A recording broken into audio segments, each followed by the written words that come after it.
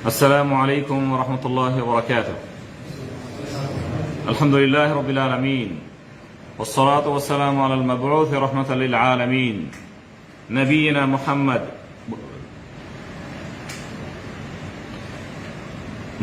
محمد وعلى آله وصحبه أجمعين. أما بعد، عن عمر بن الخطاب رضي الله تعالى عنه قال: قدم رسول الله صلى الله عليه وسلم بسبع فإذا امرأة من السبع تسعى إذ وجدت صبيا في السبع أخذته فألزقته ببطنها فأرضعته، فقال رسول الله صلى الله عليه وسلم: أترون هذه المرأة طارحة ولدها في النار؟ قلنا: لا والله. فقال: لله أرحم بعباده من هذه بولدها. মুত্তাফাকুন আলাইহ। সুপ্রিয় সাথী বন্ধুগণ, আমরা বিগত সপ্তাহগুলোর ন্যায় আজকেও উসুলুস সুন্নাহ থেকে ব্যাখ্যামূলক আলোচনা করব। আজকে আমাদের 12তম ক্লাস এবং নবম হাদিস। ইতিপূর্বে আমরা বিষয়টি বারবার বলেছি যে আমরা যে বই আলোচনা করছি, যে বইয়ের ব্যাখ্যামূলক আমরা ক্লাস করছি, সে বইটি হচ্ছে আল উসুলুল ঈমান বা উসুলুল ঈমান, ঈমানের মৌলিক বিষয়, ঈমানের মৌলিক বিষয়সমূহ।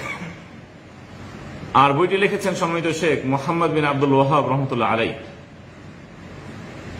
এই বইয়ে তিনি 142টি হাদিস একত্রিত করেছেন, যে হাদিসগুলো আমাদের একটু ব্যাখ্যা সহকারে বোঝা উচিত, কেননা সেগুলো ঈমানের যে মৌলিক বিষয় রয়েছে সেই ঈমানের মৌলিক বিষয়ের সাথে সম্পৃক্ত, তথা হাদিসগুলো আল্লাহ সুবহানাহু ওয়া তাআলার যে গুণাবলী, সেই গুণাবলী বর্ণিত হয়েছে। কোন হাদিসে একাধিক গুণাবলী, যে গুণাবলীগুলো আমরা সংক্ষেপে পড়ে নিলে, বাংলা শুধু অনুবাদ পড়লে অনেক সময় নাও বুঝতে পারি।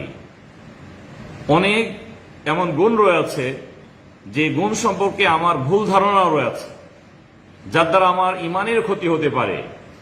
এই জন্য ঈমানের স্বচ্ছতার জন্য, ঈমানকে আরো মজবুত করার জন্য, ক্ষতিগ্রস্ত আমরা যেন না হই, এই জন্য সম্মানিত শেখ বেশ কিছু হাদিস একত্রিত করেছেন, যে হাদিসগুলোর ব্যাখ্যামূলক আলোচনা বিভিন্ন আলিম ওলামাগণ করেছেন, মুহাদ্দিসগণ করেছেন, যারা বড় বড় আলেম। আরবিতে বিভিন্ন শেখের আলোচনা আছে এই কিতাবের উপরে, কেননা এই বিষয়গুলি অত্যন্ত গুরুত্বপূর্ণ বিষয়। এই জন্য আমরাও ভাইদেরকে বলবো, যাদের সময় সুযোগ রয়েছে, যদিও আমরা হয়তো বা সেভাবে বলতে পারি না, বলার ক্যাপাসিটি নাই, সুন্দর করে উপস্থাপন করতে পারি না, এত ব্যাখ্যা আমরা আলোচনা করি না, সংক্ষেপে কিছু আমরা কথা বলি। এতেও আমরা ইনশাআল্লাহ কিঞ্চিত হলে আমরা লাভবান হব ইনশাআল্লাহ। আজকে তাহলে যে হাদিসটি আমরা পড়েছি, এই হাদিসে আল্লাহ সুবহানাহু ওয়া তাআলার একটি বড় গুণ উল্লেখ হয়েছে, সেটি হচ্ছে আল্লাহর দয়া বা অনুগ্রহ। আল্লাহ সুবহানাহু ওয়া তাআলা তিনি অনুগ্রহশীল, দয়াশীল। আল্লাহর এই অনুগ্রহ বিষয়ে হাদিস বর্ণনা করেছেন উমর বিন খাত্তাব রাদিয়াল্লাহু তাআলা আনহু। তিনি বর্ণনা করেন, একদা নবী সাল্লাল্লাহু আলাইহি ওয়াসাল্লামের নিকট কিছু সংখ্যক বন্দী নিয়ে আসা হলো। বন্দী, তাদের মাঝে পুরুষ নারী সবাই ছিল।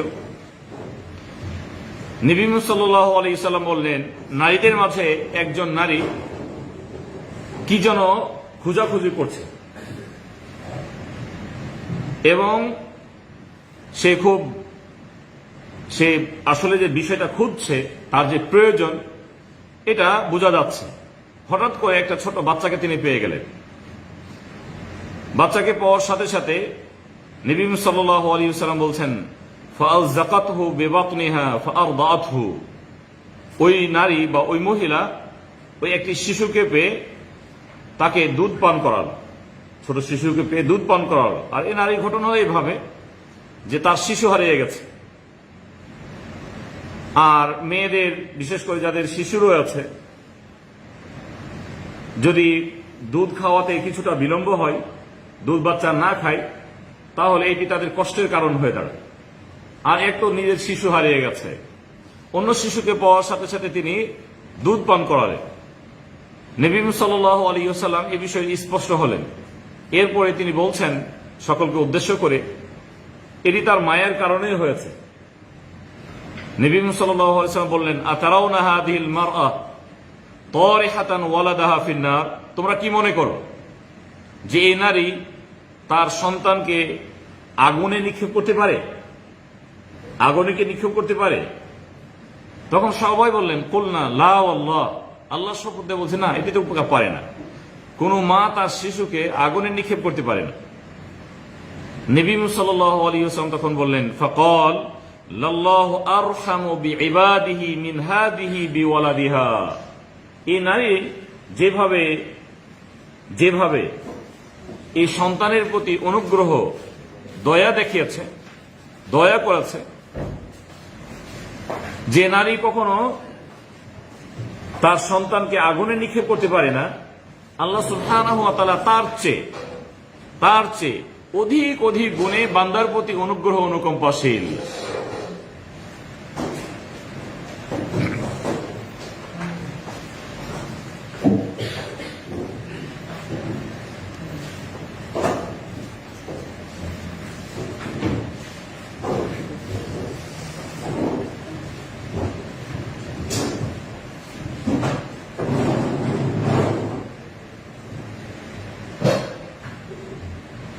জি সম্মানিত ভাইরা, আমরা আজকে যে বিষয়ে কথা বলছি সেটি হচ্ছে আল্লাহর দয়া নিয়ে। যে হাদিসে আমরা আলোচনা করেছি, হাদিসটি হলো আল্লাহর দয়া বিষয়। আল্লাহ সুবহানাহু ওয়া তাআলা তার বান্দার প্রতি অনুগ্রহ অনুকম্পাশীল, দয়াশীল। তিনি অসীম দয়ালু। তার বান্দার প্রতি তিনি অনেক অনেক দয়া করেন, অনেক অনেক দয়া করেন, অনেক অনেক দয়া করেন। তার অফুরন্ত দয়া নবী সাল্লাল্লাহু আলাইহি ওয়াসাল্লাম তিনি উদাহরণ দিয়ে বুঝিয়েছেন। হাদিসে ঘটনা বর্ণিত হয়েছে, আমরা আবারও একটু বলে নেই, যেহেতু অনেক ভাই পিছিয়ে এসেছেন। যে বেশ কিছু বন্দিনীকে নিয়ে আসা হলো, বন্দি নিয়ে আসা হলো, নারীরা সেখানে ছিল, বন্দিনী। একজন নারী খুব ছুটাছুটি করছে, কি যেন খোঁজাখুঁজি করছে। হঠাৎ একটা ছোট শিশুকে পেয়ে তিনি তাকে দুধ পান করালেন। আর তার ঘটনা এমনটি ছিল, তিনিও শিশু হারিয়ে দিয়েছেন, যার ফলে তার কষ্ট হচ্ছে। এবং ছোট শিশু তার নিজের সন্তান যে হারিয়ে গেছে এতে কষ্ট পাচ্ছেন। আর অন্য শিশুকে পেয়ে সাথে সাথে তিনি তাকে মায়াতে, আদরে, তার সন্তানের কষ্ট হচ্ছে, একটি সন্তান পেয়েছে, এটি তারও কষ্ট হচ্ছে, তাকে তিনি দুধ পান করালেন। এই দৃশ্য নবী সাল্লাল্লাহু আলাইহি ওয়াসাল্লাম স্পষ্ট হলেন। এরপরে তিনি বলছেন, নবী সাল্লাল্লাহু আলাইহি ওয়াসাল্লাম বললেন যে তোমরা কি মনে করো যে কোনো মা তার সন্তানকে আগুনে নিক্ষেপ করতে পারে? তোমরা কি বলো? সবাই বললেন, আল্লাহর শপথ দিয়ে বলছে না, কোনো মা তার সন্তানকে আগুনে নিক্ষেপ করতে পারে না, আগুনে নিক্ষেপ করতে পারে না। নবী সাল্লাল্লাহু আলাইহি ওয়াসাল্লাম বললেন যে আল্লাহ সুবহানাহু ওয়া তাআলা তার বান্দার প্রতি, এই নারী যেভাবে এই শিশুর প্রতি অনুগ্রহ অনুকম্পা করেছে, দয়া করেছে, তার চেয়ে অনেক অনেক গুণে, অনেক অনেক গুণে তার বান্দার প্রতি অনুগ্রহ অনুকম্পাশীল, দয়াশীল। তথা আল্লাহ সুবহানাহু ওয়া তাআলা তার বান্দাকে কোনো অবস্থাতে জাহান্নামে নিক্ষেপ করতে পারেন না। জাহান্নামে তার বান্দাকে তিনি জাহান্নামে নিক্ষেপ করতে পারেন না। কেননা আল্লাহ সুবহানাহু ওয়া তাআলার গুণ হলো তিনি হলেন অনুগ্রহশীল, অনুকম্পাশীল। এই হাদিসে তাহলে অনেকগুলো আমরা দিক পেয়েছি। প্রথম দিক হলো এখানে আল্লাহর একটি গুণ বর্ণিত হয়েছে, সেই গুণটি হচ্ছে রহমা, দয়া। আল্লাহ সুবহানাহু ওয়া তাআলার দয়া সর্বাধিক, সবচেয়ে বেশি তিনি দয়া করেন, সবচেয়ে বেশি দয়া করেন। তার মতো দয়া কেউ করতে পারে না। এই হাদিসে আমরা আরো স্পষ্ট হতে পেরেছি, মৌলিক যে বিষয় এখানে বর্ণিত হয়েছে সেটি হচ্ছে আল্লাহর পরিচয় লাভ করা। বান্দা আল্লাহর পরিচয় লাভ করবে। যতক্ষণ পর্যন্ত কোন বান্দা আল্লাহর পরিচয় লাভ না করতে পারবে, ততক্ষণ পর্যন্ত তাকে সম্মানও দেখাতে পারবে না, শ্রদ্ধাও করতে পারবে না। এবং তার কমেন্টও ফলো করতে পারবেন না। এই জন্য যাদের মাঝে ত্রুটি রয়েছে ইবাদতের ক্ষেত্রে, নামাজের ক্ষেত্রে, অন্যান্য ইবাদতের ক্ষেত্রে, তাকে জানতে হবে আল্লাহ সম্পর্কে তার যথেষ্ট ভুল ধারণা রয়েছে, কুধারণা রয়েছে এবং তার যথেষ্ট জাহালাত রয়েছে, অজ্ঞতা রয়েছে। আল্লাহ সুবহানাহু ওয়া তাআলাকে তিনি যদি জানতেন যে তিনি হলেন আল্লাহ, যিনি আমার রব, যিনি আমাকে কোনো অবস্থাতে কষ্ট দিতে চান না, যিনি আমার জন্য অফুরন্ত সুখ তৈরি করে রেখেছেন, জান্নাত তৈরি করে রেখেছেন, তিনি কখনো আল্লাহর অবাধ্য হতে পারতেন না। এখানে তাহলে এই হাদিসে আল্লাহর পরিচয় আমরা পেয়েছি, আল্লাহর পরিচয় স্পষ্ট হয়েছে। অনুরূপভাবে এই হাদিসে সৃষ্টিরও যে মর্যাদা রয়েছে, মায়ের যে মর্যাদা রয়েছে, এই মর্যাদাও কিন্তু আমরা স্পষ্ট হতে পেরেছি। এখানে মায়ের বিষয়টি এখানে উল্লেখ হয়েছে যে মা তার সন্তানকে অধিক অধিক স্নেহ করেন, ভালোবাসা দেন। আর এই হাদিসের সারসংক্ষেপ কথা হলো, এখানে উদাহরণ পেশ করা হয়েছে। উদাহরণ এজন্যই নয় যে বান্দা যেভাবে তার একজন অপরজনকে অনুগ্রহ অনুকম্প করে, দয়া করে, আল্লাহ সুবহানাহু ওয়া তাআলা ঠিক সেভাবে দয়া করেন। বিষয়টি এখানে এটি উদ্দেশ্য নয়, এটি উদ্দেশ্য নয়, বরং আল্লাহ সুবহানাহু ওয়া তাআলা আমাদের এই উদাহরণের চেয়ে অনেক অনেক ঊর্ধ্বে, অনেক অনেক গুণে ঊর্ধ্বে তিনি। কেন এটি কখনো হতে পারে না যে এভাবে বান্দা অনুগ্রহ করে, আল্লাহ সুবহানাহু ওয়া তাআলা এভাবে অনুগ্রহ করে। এটি কি বিষয়? না, বিষয় কিন্তু এটি না। তাহলে বান্দার সাথে উদাহরণ কেন দেওয়া হলো যে মা তার সন্তানকে এইভাবে অনুগ্রহ করে, আল্লাহ সুবহানাহু ওয়া তাআলা তার বান্দাকে এর চেয়ে, এই নারীর চেয়ে, নারী যেভাবে শিশুকে অনুগ্রহ করেছে, দয়া করেছে, তার চেয়ে অনেক অনেক গুণে আল্লাহ সুবহানাহু ওয়া তাআলা তার বান্দাকে তিনি অনুগ্রহ করেন। এখানে এটি এজন্য দেওয়া হলো যে সৃষ্টির মাঝে সবচেয়ে শ্রদ্ধাশীল এবং সবচেয়ে যে ভালোবাসে, সে মা তার সন্তানকে অধিক ভালোবাসে। এই বিষয়টি বোঝানো হয়েছে। মা তার সন্তানকে ভালোবাসে। বাবা যতই দাবিদার হোক না কেন যে আমি আমার সন্তানকে ভালোবাসি, সন্তানকে ভালোবাসি, মায়ের চেয়ে বেশি ভালোবাসে? বেশি ভালোবাসে। যদি সেটিই হতো তাহলে নবী মুহাম্মদ সাল্লাল্লাহু আলাইহি ওয়াসাল্লাম এই বিষয়টি উল্লেখ করতেন। বরং নবী মুহাম্মদ সাল্লাল্লাহু আলাইহি ওয়াসাল্লাম তাকে যখন জিজ্ঞাসাবাদ করা হয়েছে যে আমার কাছে সবচেয়ে সেবা পাওয়ার, শ্রদ্ধা পাওয়ার যোগ্য কে, তিনি যে তোমার মা। তারপরে কে? তোমার মা। তারপরে কে? তোমার মা। তারপরে কে? তারপর আল্লাহ নিয়ে বলেছেন চতুর্থ আবু, তোমার বাবা। তোমার বাবা আল্লাহ নবী 3 বার বলেছেন। তাহলে ভালোবাসার ক্ষেত্রে সন্তানকে অধিক যে ভালোবাসা দেয়, মানুষকে যে অধিক ভালোবাসা দেয়, সেটি মা বা মাতা তার সন্তানকে ভালোবাসে। আল্লাহ সুবহানাহু ওয়া তাআলা তার বান্দাকে তিনি এতটা ভালোবাসেন যে ভালোবাসার ক্ষেত্রে, বান্দার ক্ষেত্রে সর্বোচ্চ যে ভালোবাসা রয়েছে, আল্লাহ সুবহানাহু ওয়া তাআলা ভালোবাসার ক্ষেত্রে সর্বোচ্চ ভালোবাসা তার বান্দাকে তিনি করেন। সুবহানাল্লাহ। সবচেয়ে বেশি ভালোবাসেন তার বান্দাকে। যিনি ভালোবাসেন তার বান্দাকে, তিনি কখনো তার বান্দাকে জাহান্নামে দিতে পারেন না। এটি কোনো অবস্থাতে হতে পারে না। ভালোবেসে কিভাবে জাহান্নামে দেয়, এটি কোনো অবস্থাতে হতে পারে না। আর যদি সেটি হয় তাহলে জানতে হবে তার অবাধ্যতার কারণ, সীমালঙ্ঘনের কারণ, তার বাড়াবাড়ির কারণ। এমনও তো মা রয়েছেন যে সন্তানের জন্য বদদুয়া দেয়, আছে না? বদদুয়া দেন, তার ধ্বংস কামনা করেন। কেন? সন্তান অভদ্র দেখে। এতটা অন্যায়কারী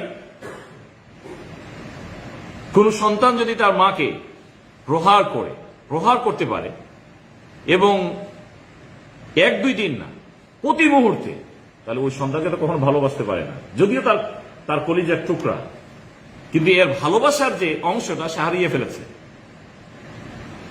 তার ভালোবাসা রয়েছে হৃদয়ে, কিন্তু সে ভালোবাসার প্রতিফল সে দিতে পারে না, কেননা তার অন্যায়টা এতটা বেড়ে গেছে। ঠিক একইভাবে রব্বুল ইজ্জাতের ক্ষেত্রে আল্লাহ সুবহানাহু ওয়া তাআলা তার বান্দাকে ভালোবাসেন, এই জন্য তার আদেশ নিষেধ রয়েছে। যখন তার অভদ্রতা, তার অবাধ্যতা যখন সীমালঙ্ঘন করে, আল্লাহ সুবহানাহু ওয়া তাআলা তখন বলেছেন সুম্মা রাদাদনাহু ফি আসফালিস সাফিলিন, আমি অতঃপর তাকে জাহান্নামের নিম্ন স্তরে নিয়ে যাই। সৃষ্টি করেছে অতি সুন্দর করে, তার গঠন অতি সুন্দর, তাকে খুব সুন্দর করে আমি সৃষ্টি করেছি, তাকে অধিক আমি অনুগ্রহ করি, অধিক দয়া করি। এরপরে যখন সে আল্লাহর এই অনুগ্রহ বুঝেনি, আল্লাহ সুবহানাহু ওয়া তাআলা তখন বাধ্য হন তাকে নিতে, তার অন্যায়ের ফলে, তার অন্যায়ের ফলে, অবাধ্যতার ফলে। এখানে এই বিষয়গুলো কিন্তু আমরা স্পষ্ট হতে পেরেছি। এই জন্য আল্লাহ সুবহানাহু ওয়া তাআলার যে গুণ রয়েছে, এখানে যে গুণ ব্যবহার আছে, লাল্লাহু আরহামু বিইবাদিহি মিন হাদিহি বিওয়ালাদিহা, আল্লাহ নিয়ে বলেছেন যে এ নারী তার সন্তানকে যেভাবে আদর স্নেহ করেছে, আল্লাহ সুবহানাহু ওয়া তাআলা তার বান্দাকে তার চেয়ে অনেক অনেক অনেক অনেক গুণে তার বান্দাকে তিনি অনুগ্রহ করেন, দয়া করেন, তার বান্দাকে সর্বাধিক দয়া করেন। এই জন্য আল্লাহ সুবহানাহু ওয়া তাআলা তার গুণ হলো সর্বাধিক দয়া করেন, সবচেয়ে বেশি দয়া করেন, সবচেয়ে বেশি দয়া করেন। কেননা আল্লাহ সুবহানাহু ওয়া তাআলা তাকে সবচেয়ে সুন্দর করে সৃষ্টি করেছেন। লাকাদ খালাকনাল ইনসানা ফি আহসানি তাকওয়িম, নিশ্চয়ই মানুষকে সৃষ্টি করেছি অতি উত্তম অবয়বে, অতি উত্তম আকৃতিতে, যার চেয়ে সুন্দর আকৃতি আর হতে পারে না, সুন্দর সৃষ্টি আর হতে পারে না। মেধা দিয়ে, বিবেক বুদ্ধি দিয়ে, তার গঠন দিয়ে আমি খুব সুন্দর করে তাকে সৃষ্টি করেছি। আমরা খুব সহজে বুঝি, সহজেই বুঝি। একটা ছোট্ট মানুষ উড়ন্ত পাখিকে তার হাতে শিকার করতে পারে, শিকার করতে পারে। বনের এই দুঃসাহসী বাঘ সিংহকে ওই খাঁচাতে বন্দী করে দিতে পারে। 1 কোটি সিংহ একসাথে মিলে একজন মানুষকে খাঁচাতে বন্দী করতে পারবে? খাঁচাতে বন্দী করতে পারবে? সম্ভব না। বিশাল মাছ সাগরের নিচ দিয়ে যাচ্ছে, কি পদ্ধতি তাকে ধরতে হবে সেই টেকনিক আল্লাহ সুবহানাহু ওয়া তাআলা তাকে দিয়েছেন। শক্তিতে পারা বিষয়টি এমনটি নয়, বাঘ খেয়ে ফেললো, কিন্তু খাঁচাতে বন্দী করুক, তাকে বেঁধে রাখুক, যে আমাকে কিভাবে সে খাঁচাতে বন্দী করে, আমি তাকে খাঁচাতে বন্দী করব। সবাই মিলে একজন মানুষকে আমরা খাঁচাতে বন্দী করে দেখবো যে না, তাকে উচ্চ শিক্ষাটা আমরা দিয়ে দিই। এটি আল্লাহ তাআলা তাকে দেন, এটি আল্লাহ তাআলা তাকে দেননি, কিন্তু মানুষকে দিয়েছেন। এই জন্য আল্লাহ সুবহানাহু ওয়া তাআলা তার সৃষ্টি বর্ণনা করতে যে বলেছেন সর্বশ্রেষ্ঠ করে তাকে আমি সৃষ্টি করেছি। এবং যখন সর্বশ্রেষ্ঠ সৃষ্টি করেছেন, আল্লাহ সুবহানাহু ওয়া তাআলা তাকে সবচেয়ে বেশি ভালোবাসেন, সবচেয়ে অনুগ্রহ অনুকম্পা বেশি করেন, সবচেয়ে দয়া বেশি করেন। এই জন্য নবী সাল্লাল্লাহু আলাইহি ওয়াসাল্লাম বলেছেন যে আল্লাহ সুবহানাহু ওয়া তাআলা অধিক, মানে সর্বাধিক তার বান্দার প্রতি তিনি দয়ালু। যখন সর্বাধিক দয়ালু, তখন তাকে জাহান্নামে দিতে পারেন না, না দিতে পারেন না, তাকে জাহান্নামে দিতে পারেন না। আল্লাহ সুবহানাহু ওয়া তাআলা সূরা ইউসুফে তার গুণ বর্ণনা করেছেন, ফাল্লাহু খায়রুন হাফিযা। নবী ইউসুফের বিষয়ে আমরা খুব ভালো করে জানি। আল্লাহ সুবহানাহু ওয়া তাআলা বলছেন যে আল্লাহ সুবহানাহু ওয়া তাআলা তিনি হলেন রক্ষণাবেক্ষণের সর্বশ্রেষ্ঠ। তার বান্দাকে তিনি রক্ষণাবেক্ষণ করেন, তার একনিষ্ঠ বান্দাকে রক্ষণাবেক্ষণ করেন। আমরা যথেষ্ট হাদিস জানি, যখন বান্দা আল্লাহকে ভালোবাসেন, আল্লাহর প্রতি অগ্রগামী হয়, অগ্রসর হয়, আল্লাহ সুবহানাহু ওয়া তাআলা তার বান্দাকে ভালোবাসতে থাকেন। ভালোবাসতে বাসতে তার ভালোবাসাটা এত প্রবল হয় যা তার দৃষ্টি আল্লাহর দৃষ্টি হয়ে যায়, তার হাত আল্লাহর হাত হয়ে যায়, তার পা আল্লাহর পা হয়ে যায়। তো এর অর্থ কি? এর অর্থ হলো আল্লাহ সুবহানাহু ওয়া তাআলা তার বান্দাকে যখন ভালোবেসেছেন, অনুগ্রহ করেছেন, দয়া করেছেন, তার দয়ার ফলে যখন সে দৃষ্টি দেবে, দেখবে, ভালো ছাড়া খারাপ দেখতে পারবে না, ভালো ছাড়া খারাপ দেখতে পারবে না। তার মাইন্ড চেঞ্জ হয়ে গেছে, না খারাপ দেখা যাবে না। দেখা সামনে এসেছে ঠিক, কিন্তু সাথে সাথে চোখ ফিরিয়ে নেবে। কানে এসেছে ঠিক, কান দিয়ে শুনবে না। হাতে স্পর্শ করতে পারে, ভালো ছাড়া খারাপ স্পর্শ করবে না। আল্লাহ সুবহানাহু ওয়া তাআলা তার বান্দাকে তিনি অনুগ্রহ অনুকম্পা করেছেন, অধিক অধিক দয়া করেছেন। কেননা তার বান্দা তার প্রতি অগ্রসর হয়েছে, তার প্রতি অগ্রসর হয়েছে। এই জন্য ইতিপূর্বে যে আমরা হাদিস পড়েছি এই হাদিসটি আমাদের দিকে তওবার বিষয়ে আমরা হাদিস পড়েছিলাম, তাই না? আল্লাহ সুবহানাহু ওয়া তাআলা তার হাতগুলোকে তিনি প্রসারিত করেন। দিনে রাতের অন্যায়কারীরা যেন তার কাছে ফিরে আসে, আল্লাহ সুবহানাহু ওয়া তাআলা তাদেরকে তিনি ক্ষমা করে দেন। একইভাবে তার হাতগুলিকে রাতে প্রসারিত করেন যেন দিনের অন্যায়কারীরা তার কাছে ফিরে আসে। তওবার বিষয় নিয়ে আলোচনা হয়েছে ইতিপূর্বে। এরপরে আমরা হাদিস পেয়েছি আল্লাহ সুবহানাহু ওয়া তাআলার একটি বড় গুণ হলো তিনি অনুগ্রহশীল, দয়াশীল। কেননা তার অন্যায় যদি আকাশ পরিমাপ হয়, দুনিয়া ভরপুর হয়ে যায়, নদীর বা সাগরের ফেনার সমপরিমাপ হয়, আকাশের মেঘমালা সমপরিমাপ হয়ে যায়, এরপর আল্লাহর কাছে ফিরে আসে। আল্লাহ সুবহানাহু ওয়া তাআলা এতটা দয়াশীল যে তার বান্দাকে তিনি তা ক্ষমা করে দেন। সুবহানাল্লাহ, তিনি এতটা দয়াশীল। তিনি হলেন আল্লাহ, তিনি হলেন। এই গুণ সম্পর্কে আমাদের সুন্দর ধারণা রাখতে হবে, সঠিক ধারণা রাখতে হবে। আজকে সমাজে যে কথাগুলো আমরা শুনি, ডান বাম, ভালো উপার্জন করতে পারে না, বিভিন্ন ধরনের বালা মুসিবতে রয়েছে, বিভিন্ন দিকে ক্ষতিগ্রস্ত হয়ে গেছে, উন্নতি হচ্ছে না, তার মনের চাওয়াটি সে পাচ্ছে না, দোষারোপ করবে কাকে? নাউযুবিল্লাহ মিন যালিক, আল্লাহকে দোষারোপ করে। কাকে দোষারোপ করে? কাকে দোষারোপ করে? এমনকি নবী সাল্লাল্লাহু আলাইহি ওয়াসাল্লাম বলেছেন, বান্দার যে অন্যায় অভ্যাসগুলি আছে, খারাপ গুণগুলি আছে, সে আল্লাহর কাছে কামনা থেকে বঞ্চিত হয়, সে খুব দ্রুততা করে। এমন দ্রুততা করে যে আমি এখন আল্লাহর কাছে হাত পেতেছি, আল্লাহ এখনই আমাকে দিয়ে দিল না, কেন দিল না? এবং বলতে বলতে একথা বলে, দাআউতু ফালাম ইউস্তাজাব লি, আমি তো দোয়া করেছি, আল্লাহ দেওয়াই হয়নি, আল্লাহ আমাকে দেন, আল্লাহ আমাকে দেন। খারাপ ধারণা পোষণ করেছে আল্লাহর প্রতি খারাপ ধারণা পোষণ করেছে। আল্লাহ সুবহানাহু ওয়া তাআলা এখানে বলছেন, ওয়া হুয়া আরহামুর রাহিমিন, তিনি সর্বাধিক সর্বশ্রেষ্ঠ দয়ালু, সর্বশ্রেষ্ঠ অনুগ্রহকারী। তার বান্দার প্রতি সবচেয়ে বেশি তিনি দয়া করেন। আর তিনি বলছেন যে না, কই আমাকে তো দয়া করেন, নাউযুবিল্লাহ মিন যালিক, কই আমাকে তো দেন না। আমি এত আল্লাহকে ডেকেছি, এত চেয়েছি, কই আল্লাহ তো আমাকে দেননি, আমার কথা তো শোনেননি, আমার হাতটা দেখেননি। আল্লাহ সবার হাত দেখেছে, আমার হাতটা আল্লাহ তাআলা দেখলো না। নাউযুবিল্লাহ মিন যালিক, এই কথাগুলো শুনি তো। এটি আল্লাহর প্রতি কুধারণা পোষণ। এবং আল্লাহ সুবহানাহু ওয়া তাআলা তিনি যে আরহামুর রাহিমিন, তিনি সর্বাধিক দয়ালু, এই গুণকে অস্বীকার করা। আল্লাহ সুবহানাহু ওয়া তাআলা তার বান্দার প্রতি অনুগ্রহশীল, সবচেয়ে বেশি দয়া করেন। উদাহরণ দিয়ে নবী সাল্লাল্লাহু আলাইহি ওয়াসাল্লাম বুঝিয়েছেন, একজন মা যেমন তার সন্তানকে আগুনে নিক্ষেপ করতে পারে না, আল্লাহ সুবহানাহু ওয়া তাআলা তার বান্দাকে কখনো তিনি আগুনে নিক্ষেপ করতে পারেন না।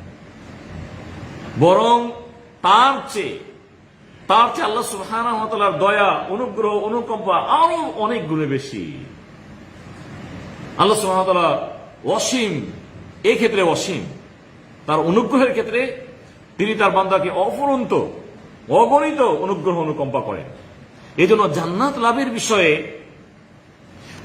লাভের বিষয়ে আমরা খুব ভালো করে জানি, শুধুমাত্র বান্দার আমল দিয়ে কেউ জান্নাত লাভ করতে পারে না।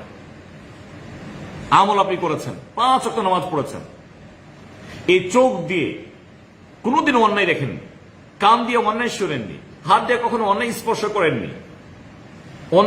করেননি, আপনার অন্যায় ছিল 0, কোনো অন্যায় আপনি করেন। আপনি আমল করেছেন, হিরোর আমল, রাত জেগে জেগে তাহাজ্জুদ পড়েছেন, 5 ওয়াক্ত নামাজ তো আছে, তাহাজ্জুদ কখন ছাড়েননি, রাতের কিছু অংশ শুধু ঘুমিয়েছেন, কোরআন তেলাওয়াত করে কাটিয়েছেন, তাসবিহ তাহলিল করে কাটিয়েছেন, এত আমল করেছেন। এই আমলের বিনিময়ে কি জান্নাত লাভ করতে পারবে? জান্নাত লাভ পাবে?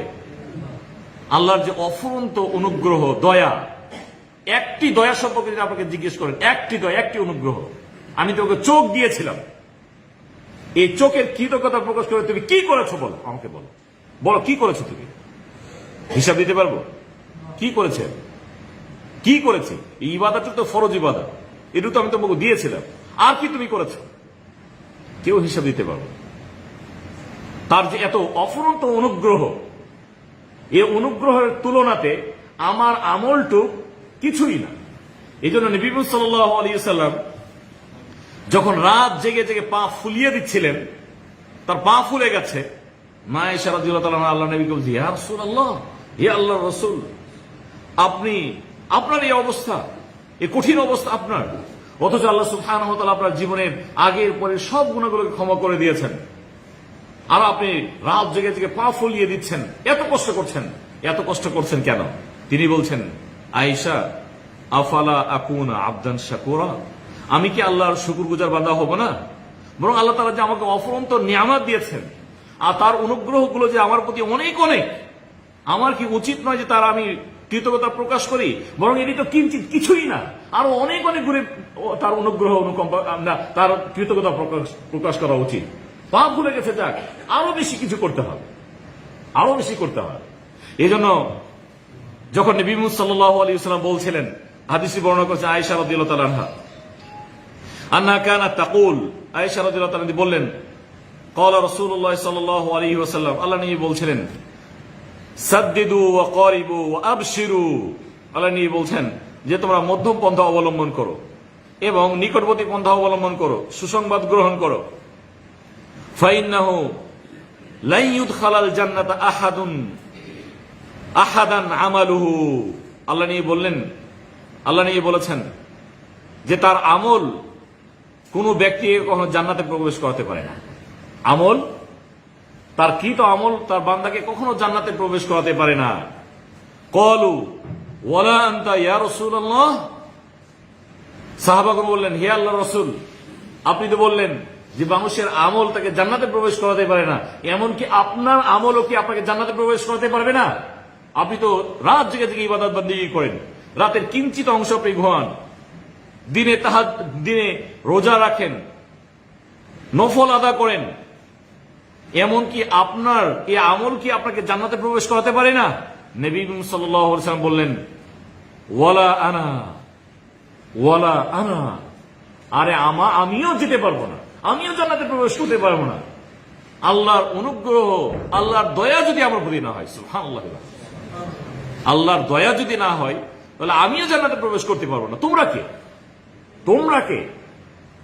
আমার এই আমল, আমার আমল আমাকে জান্নাতে প্রবেশ করাতে পারে না। বরং তিনি বললেন, ইল্লা আইয়াতাগাম্মাদানি আল্লাহু মিনহু বিরাহমাতিন, যতক্ষণ তার রহমত আমার প্রতি না আসবে, রহমত না হবে, রহমত দিয়ে আল্লাহ সুবহানাহু ওয়া তাআলা যতক্ষণ পর্যন্ত আমাকে ঢেকে না নেবেন, ততক্ষণ পর্যন্ত আমি আমার আমলের মাধ্যমে আল্লাহর কাছে জান্নাত লাভ করতে পারবো না। আশা করি আমরা বুঝতে পেরেছি আল্লাহর রহমত। এই জন্য আল্লাহর যে রহমত নামক গুণটি, এটি অত্যন্ত আল্লাহর একটি মহৎ গুণ, এবং এই গুণ সম্পর্কে আমাদের সুন্দর ধারণা রাখতে হবে। যে ব্যক্তি সুন্দর ধারণা রাখবে, সে কখনো এ ধরনের কুধারণা পোষণ করতে পারবে না, রবের প্রতি কুধারণা পোষণ করতে পারবে না, যে আমাকে আল্লাহ তাআলা দেননি কেন, না খেয়ে আছি কেন, আমাকে বিএমডাব্লিউর মালিক বানানো হলো না কেন, আমার 10 তলার বাড়ি হয়নি কেন, আমি 10 কোটি টাকার মালিক হয়নি কেন, তারা তো হয়ে গেল। আলহামদুলিল্লাহ, আপনি চলে ফিরে খান, দিন আনেন, দিন খান, আল্লাহ তাআলা আপনাকে ভালো রেখেছেন, অনেক অনেক ভালো রেখেছেন। এটি দুনিয়ার পরীক্ষা, যাকে তিনি অঢেল দিয়েছেন, এটি তাকে ভালোবেসে পরীক্ষা নিরীক্ষার জন্য দিয়েছেন। যাকে স্বল্প দিয়েছেন, তাকেও তিনি ভালোবেসে তিনি স্বল্প দিয়েছেন। এটি তার পরীক্ষা, দুনিয়াতে এটি তাকে পরীক্ষা। আর এই পরীক্ষাতে আপনাকে আল্লাহর প্রতি সন্তুষ্ট থাকতে হবে। এই জন্য নবী সাল্লাল্লাহু আলাইহি ওয়াসাল্লাম তিনি বলেছেন, ইন্নাল্লাহ আতা কুল্লা যী হাক্কিন হাক্কাহু, আল্লাহ সুবহানাহু ওয়া তাআলা তার বান্দাদের যার যে প্রাপ্য, সে প্রাপ্য আল্লাহ সুবহানাহু ওয়া তাআলা পরিপূর্ণভাবে দিয়েছেন। আপনার হক আপনি পূর্ণ পেয়েছেন, আমার হক আমি পূর্ণ পেয়েছি। আমার হক আমাকে কিঞ্চিত আল্লাহ তাআলা কম দেননি, বরং যেটুক দিয়েছেন অতিরিক্ত কিছু দিয়েছেন। আল্লাহ সুবহানাহু ওয়া তাআলা তার বড় একটি গুণ হলো তিনি যখন অনুগ্রহশীল, অপরদিকে তার গুণ হলো তিনি তার বান্দার প্রতি কোনো অবস্থাতে যুলম বা অন্যায় করেন না। তার বান্দার প্রতি ইন্নী হাররামতু যুলমা আলা নাফসি ফালা তাযালামু, হাদিসে কুদসিতে এসেছে। নবী সাল্লাল্লাহু আলাইহি ওয়াসাল্লাম বলেছেন, আল্লাহ তাআলা বলেছেন যে যুলম করা, অন্যায় করা আমি আমার জন্য হারাম ঘোষণা করেছি। আমি কখনো কারোর প্রতি জুলুম করব না, অন্যায় করব না। কেউ যদি বলে যে আল্লাহ তাআলা আমাকে না দিয়ে অন্যায় করলেন, আমাকে না দিয়ে অন্যায় করলেন, আমরা দুই বন্ধু একই সাথে বিদেশে যাচ্ছি, তার এখন 10 তলা বাড়ি হয়ে গেছে, আমি এখন ওই জিরোতেই আছি, কিছুই করতে পারিনি, ব্যাংক ব্যালেন্স তো দূরের কথা, অনেক সময় মাসে ইনকামই আমার নাই। এখন যদি সে দোষ তুলে ধরে এবং বলা শুরু করে নাউযুবিল্লাহি মিন যালিক, আল্লাহকে তো স্বীকার করতে পারবে না। এটি তার নসিব, এটি তার হক, এটি তার পাওনা। আল্লাহ তাআলা তাকে পাওনা দেওয়ার ক্ষেত্রে বিন্দুমাত্র অন্যায় করেননি। ইন্নাল্লাহা লা ইয়াযলিমু মিসকালা যাররাহ, আল্লাহ তাআলা অনুপরিমাপ তিনি বান্দার প্রতি যুলম করেন, অন্যায় করেন না। তাহলে সবার তিনি হক দিয়েছেন, অনুগ্রহ করেছেন। এই জন্য আমার হক কিন্তু কোনো অবস্থায় তিনি কমিয়ে দেননি। এই জন্য আল্লাহকে দোষারোপ করা এটি বড় ধরনের অন্যায়।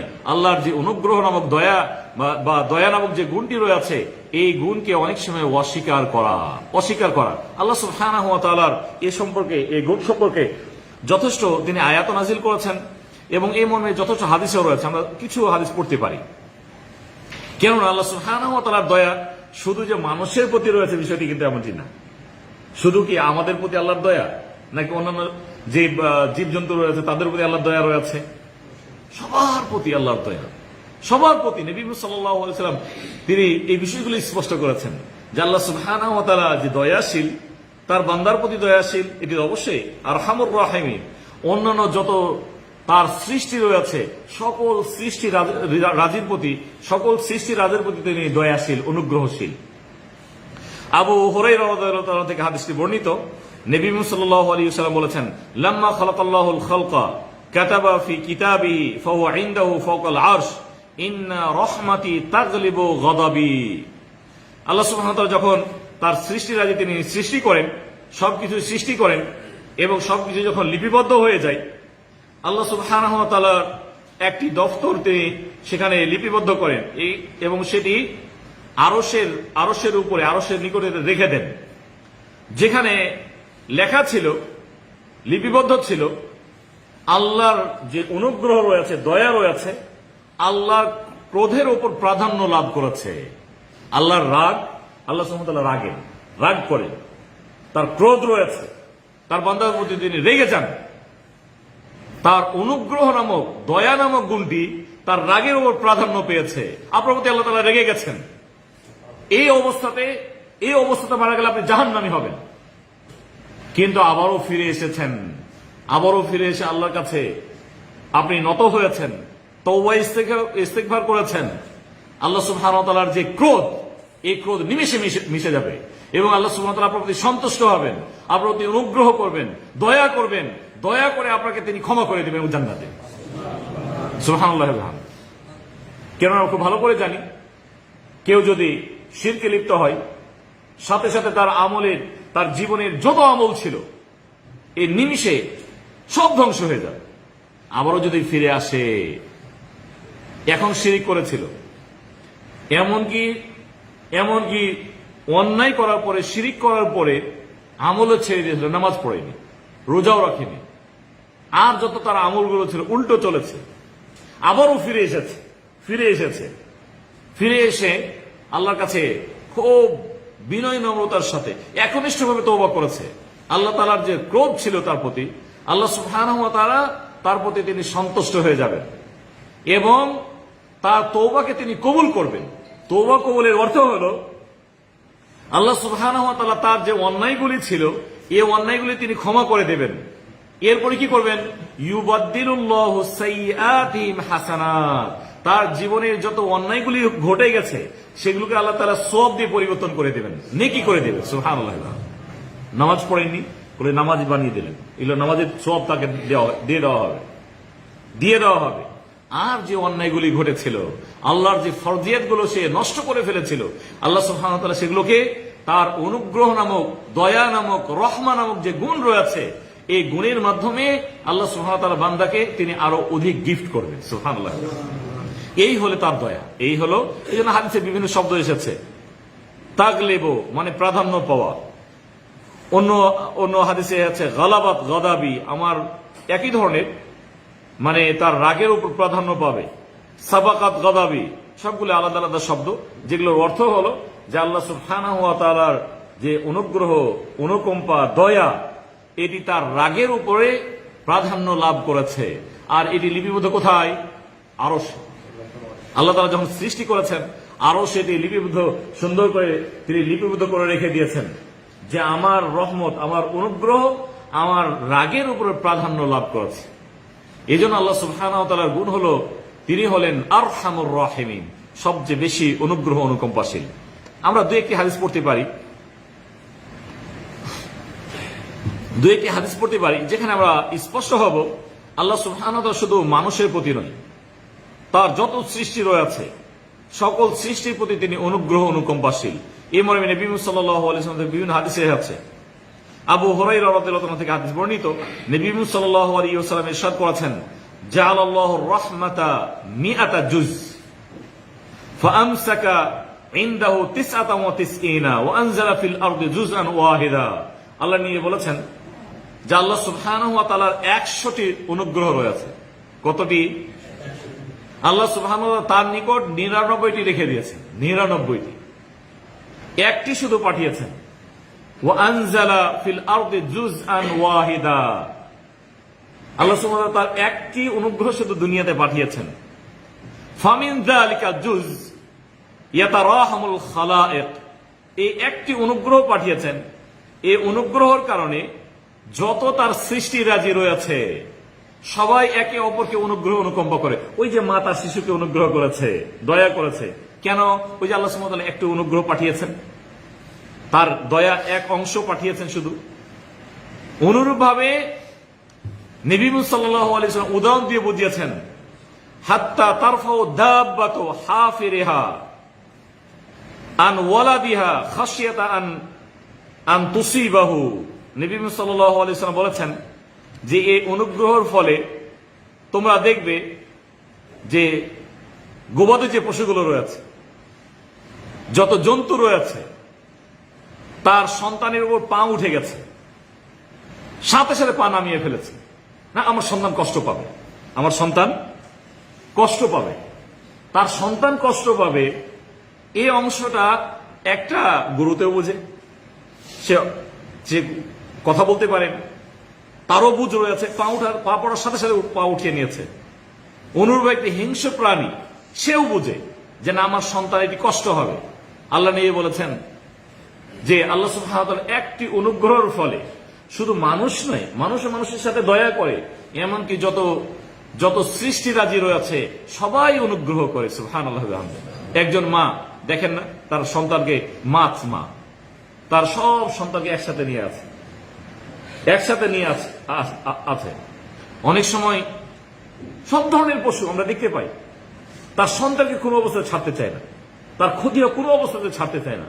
আর এটি শুধুমাত্র আল্লাহর ওই একটু, বা আস্তাগফিরুল্লাহ, আল্লাহ সুবহানাহু ওয়া তাআলা 1% অনুগ্রহের ফলে, 1%, একটু বলবো না, কেননা আল্লাহ সুবহানাহু ওয়া তাআলা যেহেতু অসীম, তার দয়ার ক্ষেত্রে তিনি অসীম, এই জন্য কোন অবস্থায় এই ধরনের বর্ণনা করা এটাও ঠিক নয়। আল্লাহ সুবহানাহু ওয়া তাআলা তিনি 1%, এক অংশ তিনি পাঠিয়েছেন, 100 ভাগে 1 ভাগ পাঠিয়েছেন।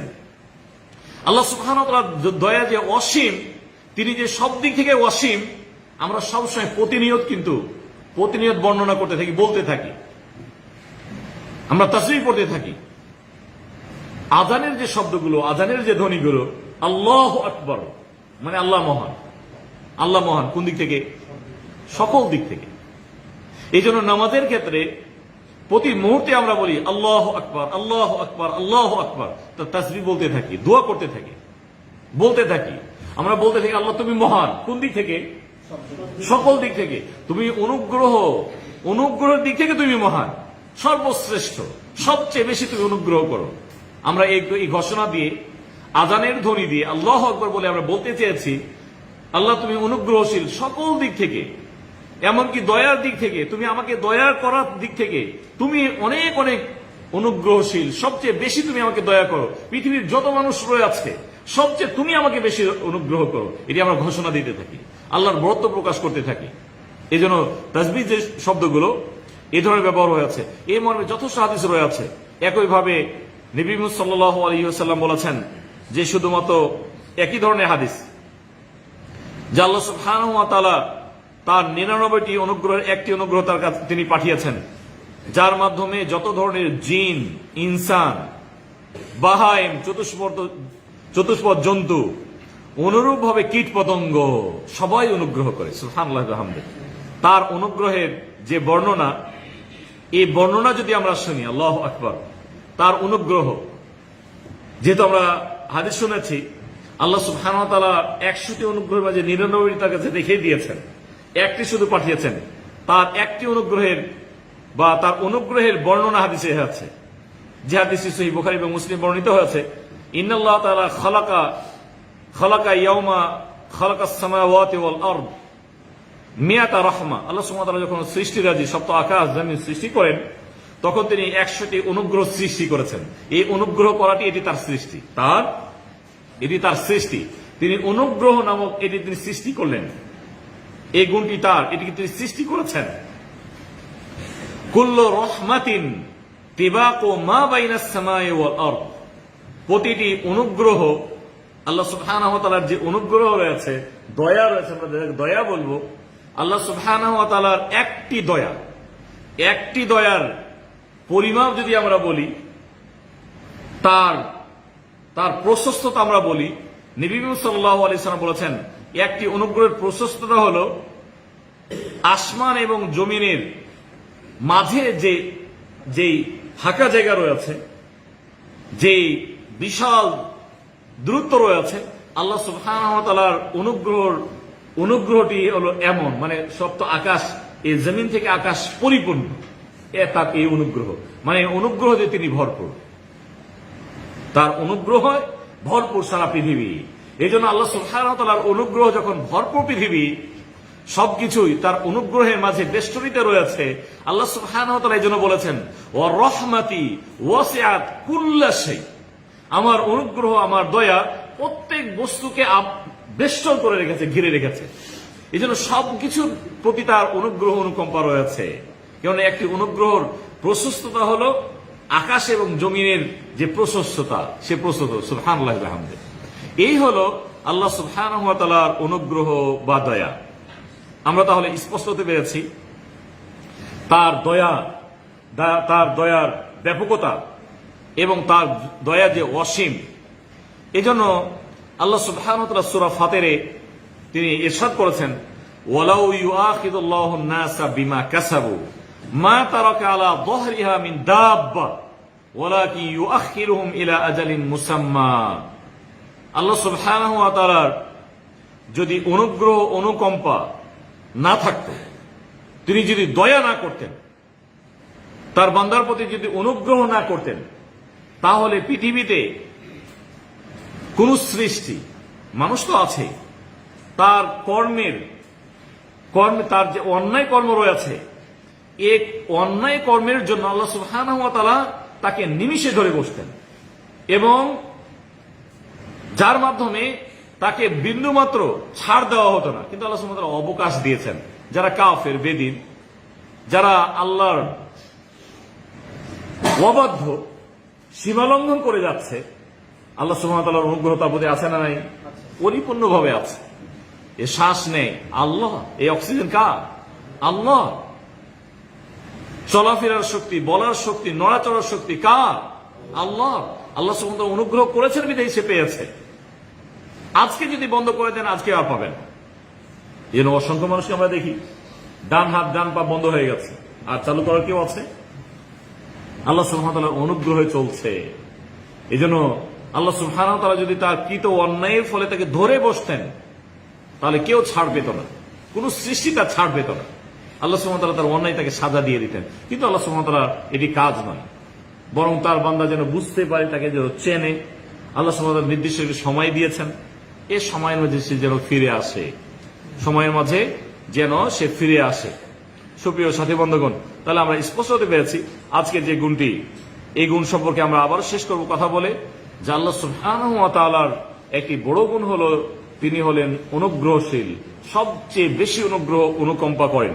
এজন্য প্রতিটি মুমিন মুমিনার উচিত হলো, প্রতিটি মুসলিম মুসলিমার উচিত হলো আল্লাহর প্রতি সুধারণা পোষণ করা।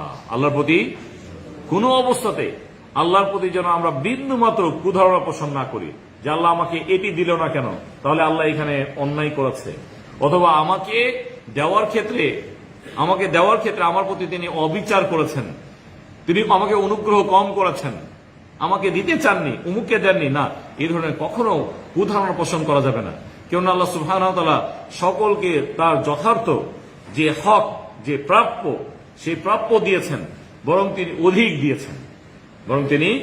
অধিক দিয়েছেন। আমরা আল্লাহর কাছে দোয়া করি আল্লাহ সুবহানাহু ওয়া তাআলা আমাদেরকে তার পরিপূর্ণ হক আদা করার তৌফিক দান করুন, এবং যত ধরনের আল্লাহর অবাধ্যতা, অন্যায়, কুধারণা পোষণ, সকল ধরনের অন্যায় থেকে আল্লাহ তাআলা আমাদেরকে হেফাজত করুন। এই বলে আজকে সংক্ষিপ্ত আলোচনা আমরা শেষ করি। সাল্লাল্লাহু তাআলা আলা নবিয়িনা মুহাম্মদ ওয়া আলা আলিহি ওয়া সাহবিহি ওয়া সাল্লাম।